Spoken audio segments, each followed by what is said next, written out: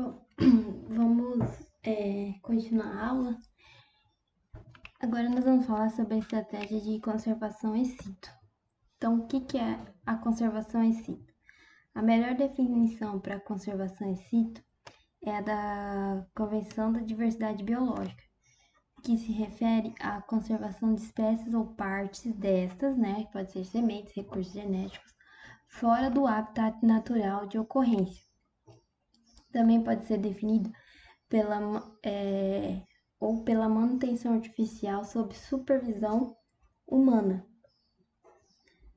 E ela envolve a remoção de indivíduos de seu habitat natural para cativeiro, pequena ou maior escala, com o objetivo de procriação ou para manutenção de seus recursos genéticos, certo?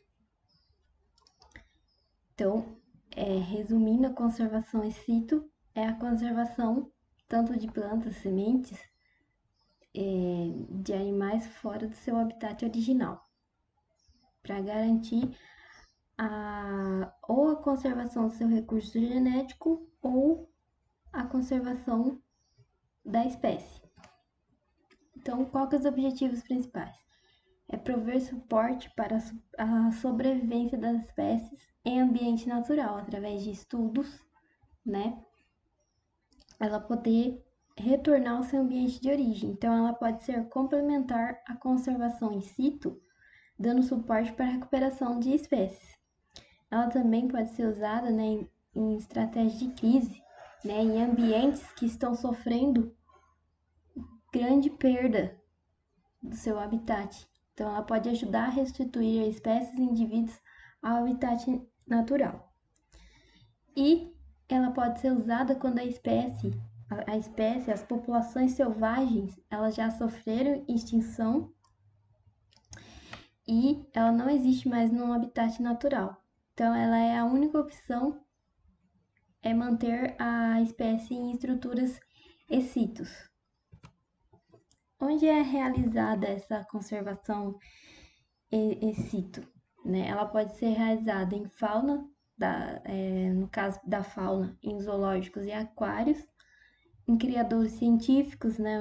No caso de universidades para estudos, comerciais e conservacionistas, ou também em fazendas para criação de animais e caça, desde que estejam englobados dentro da liberação, no caso do IBAMA, né?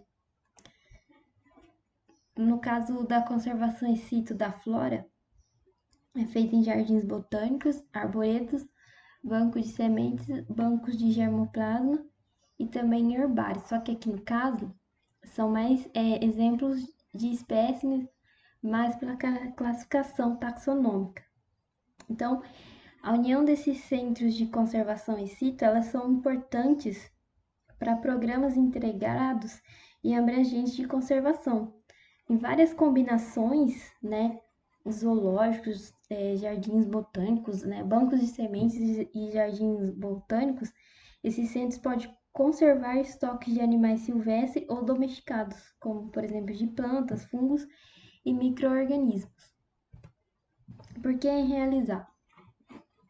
Então, ela pode ser feita através do governo, no caso a Embrapa, né, tem um banco de semente que faz a conservação de cultivares, por empresas privadas, por ONGs, pelas fundações, no caso aqui você inclui as universidades, institutos federais, e por indivíduos, que às vezes tem pessoas, né, que gostam de fazer coleções e essas coleções acabam ficando conhecidas e ajudam na conservação. Então, nós temos algum exemplo, né, de conservação in situ de sucesso.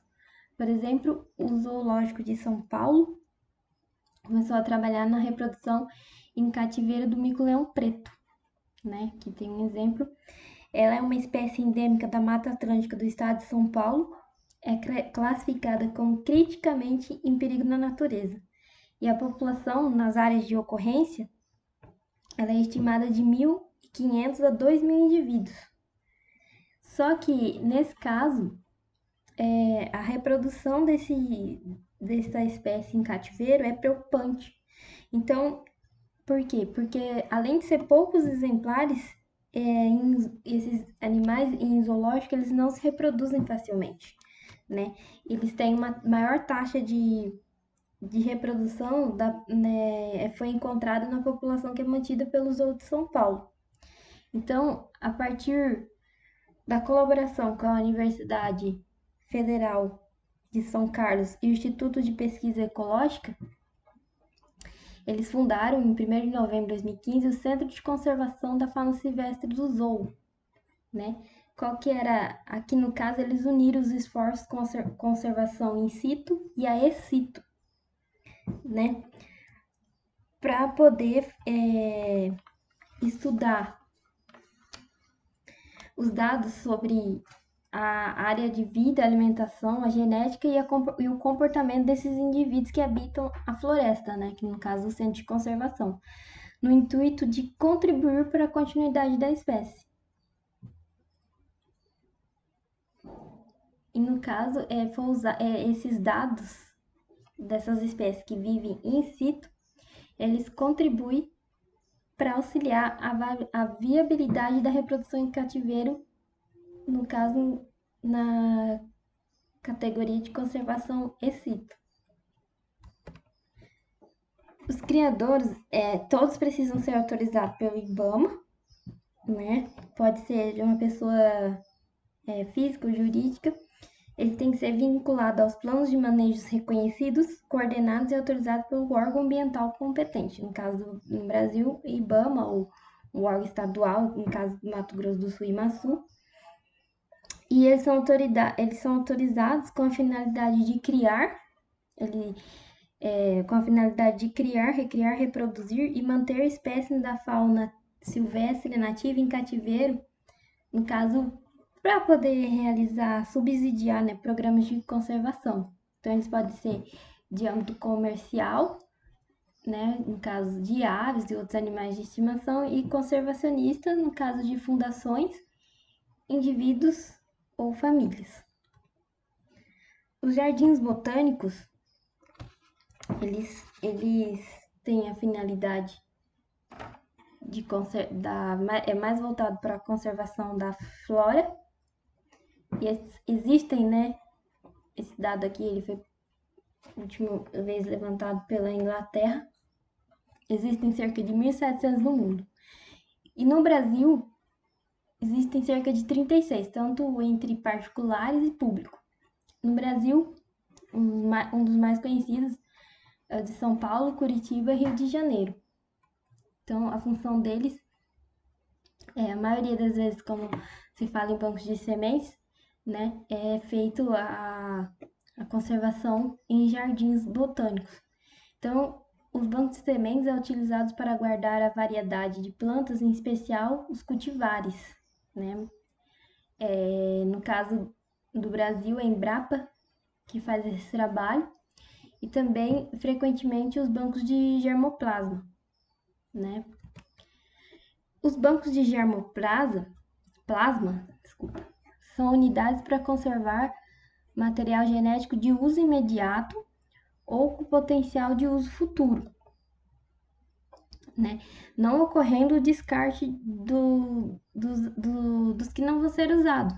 No caso, eles conservam tudo, o que é diferente das coleções de trabalho, que são aquelas que se eliminam que não se interessa ao melhoramento genético, né?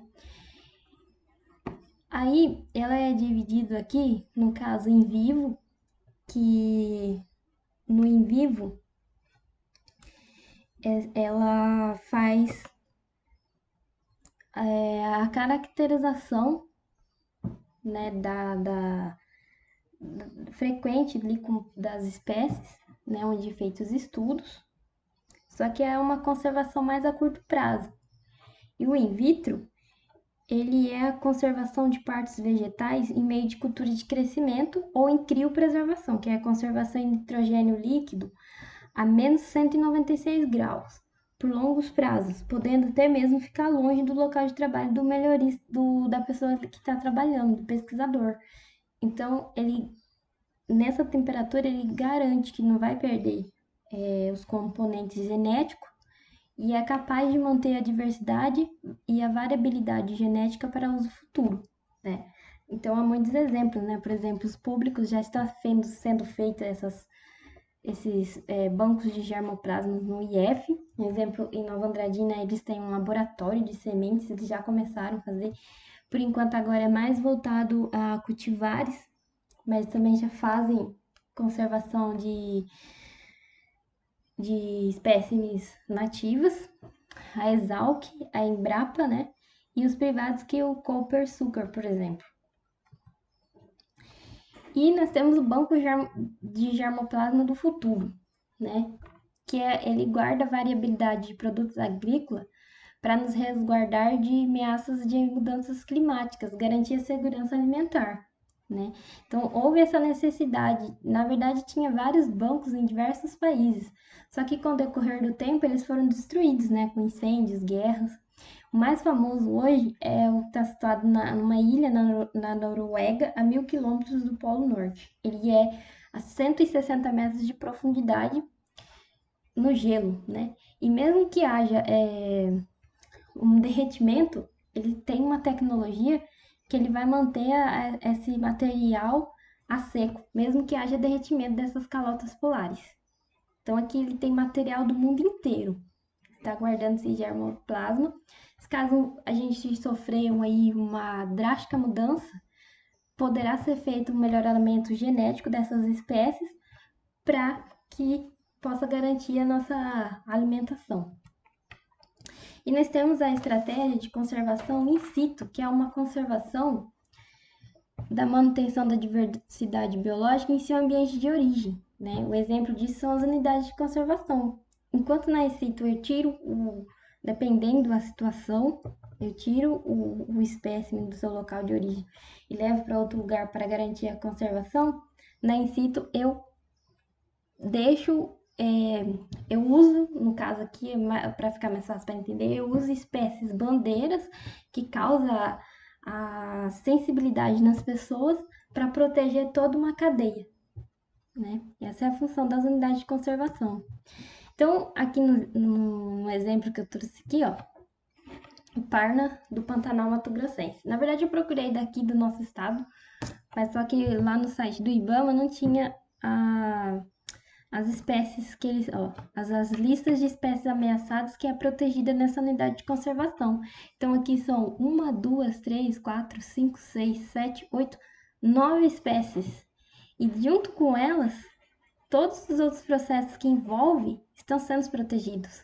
Então, querendo ou não, a in situ, ela ainda é a melhor forma de preservação do animal no seu habitat natural, porque ele mantém as suas interações com o mínimo de influência nossa, né, do meio, dos humanos. Então, nós temos a conservação in situ e a conservação ex situ. Nós temos vantagens e desvantagens. No caso das vantagens aqui, o processo evolucionário ele continua, só que a desvantagem é o custo. É muito caro manter essas espécies no seu ambiente. Pode melhorar a vida do agricultor, porém, dependendo se não for bem planejado, ele pode reduzir a produtividade da lavoura, o on-farm. Ele é mais eficiente, no caso aqui, para as plantas, né? Para alguns tipos de germoplasma. Porém, ela requer muita, como não conhece ainda, ele requer muita terra. Nesse caso, as espécies silvestres, tanto de plantas e animais, são conservadas. Porém, no caso de plantas, seleção feita pelo agricultor pode não preservar a diversidade alvo da conservação. E recursos podem ser utilizados para produzir bens para o agricultor, né? E a desvantagem os custos, no caso da conservação in situ, a vantagem. Custos menores e centralizados, no caso para espécies da flora, são certos tipos de germoplasma, eles não são propriamente utilizáveis. Pode preservar um grande número de acessos. A regeneração é laboriosa e tem custos altos. É mais facilmente acessada pelo melhorarista, potencial para deriva genética, reduzindo assim a integridade da coleção, segurança contra desastres naturais. Muitas coleções são poucos documentadas, organizadas e caracterizadas.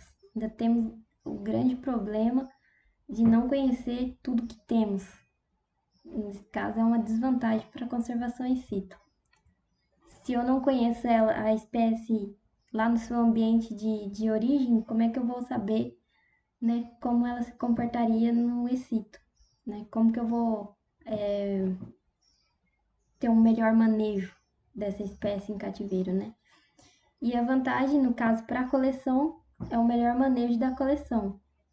Porém, interrompe o processo evolutivo da espécie. Então, tudo tem as suas vantagens e desvantagens. No caso, é preciso ver, né, fazer um estudo bem aprofundado para ver qual tipo melhor de conservação. E nós temos um caso aqui que é mais voltado para os cultivares, né, a conservação on-farm. O que é? Ela apresenta como uma particularidade o fato de envolver recursos genéticos. Ela é mais preocupada em conservar os recursos genéticos porque são eles que vão garantir a variação genética, que é muito importante para a biodiversidade, especialmente as variedades crioulas, que são cultivadas por agricultores, além das comunidades locais tradicionais ou não e as populações indígenas, que são detentoras de grande diversidade de recursos fitogenéticos e possuem um amplo conhecimento sobre eles. Então, aqui nesse caso, ele é mais voltado para as cultivares e leva em consideração o conhecimento empírico daquela população, né, daquela comunidade que depende desses cultivares. Então, ela tem como função conservar a evolução e adaptação local dos recursos genéticos, a ideia é que seja feita naquele local, né? Ela pode conservar a diversidade em diferentes níveis, tanto de ecossistemas, de espécie e dentro das espécies, que é muito bom para manter a diversidade local. E ela pode manter e aumentar o controle e acesso dos agricultores a recursos genéticos das plantas cultivadas. Então, quando você faz uma conservação FAR, a primeira coisa você tem que envolver aquela comunidade e passar todo o... porque eles são detentores daquele cultivar, eles conhecem as características fitogenéticas. Então, é uma forma de troca de conhecimento. Qual que é os benefícios possíveis da FAR, no caso para o agricultor, né? Para o agricultor, os benefícios econômicos, sociais, os benefícios ecológicos e os benefícios genéticos. No caso, para o agricultor, né, preenche as necessidades nutricionais, maneja os riscos e as incertezas e se adequa a diferentes receitas, né? Para a sociedade, ela garante a segurança alimentar global, garante o enriquecimento das comunidades locais e a sustentabilidade social, porque trabalha com toda a comunidade, envolve toda a comunidade. Os benefícios ecológicos para o agricultor: minimiza o uso de químicos, melhora a estrutura do solo e manejo das doenças e pragas. Para a sociedade: redução da poluição química, restrição de doenças das plantas e regula o fluxo hidrológico. Os benefícios genéticos para o agricultor: segurança contra as mudanças ambientais, sociais e econômicas, porque ele consegue, se ele está mantendo aquele cultivar ali no seu ambiente de origem, é muito mais fácil ele controlar o que vai acontecer com esse cultivar no seu ambiente de origem do que fora. E para a sociedade é segurança contra as mudanças ambientais, doenças e pragas, e diminui o uso da agricultura industrial, né? Então, há muitos benefícios e o maior exemplo desse aqui é os sistemas, entra também os sistemas agroflorestais. Então, o sistema FAR simplesmente é a conservação, né, dos cultivares, principalmente das variedades crioulas, que elas são adaptadas àquelas características daquele ambiente. E nós temos um exemplo aqui que tem essa característica de on-farm, que é a tradicional feira de Juti, né, que faz a troca ali das sementes nativas, e crioula. É possível fazer a troca e, querendo ou não, está trocando materiais genéticos e fazendo um melhoramento natural dessas espécies. E por hoje é isso. Muito obrigada.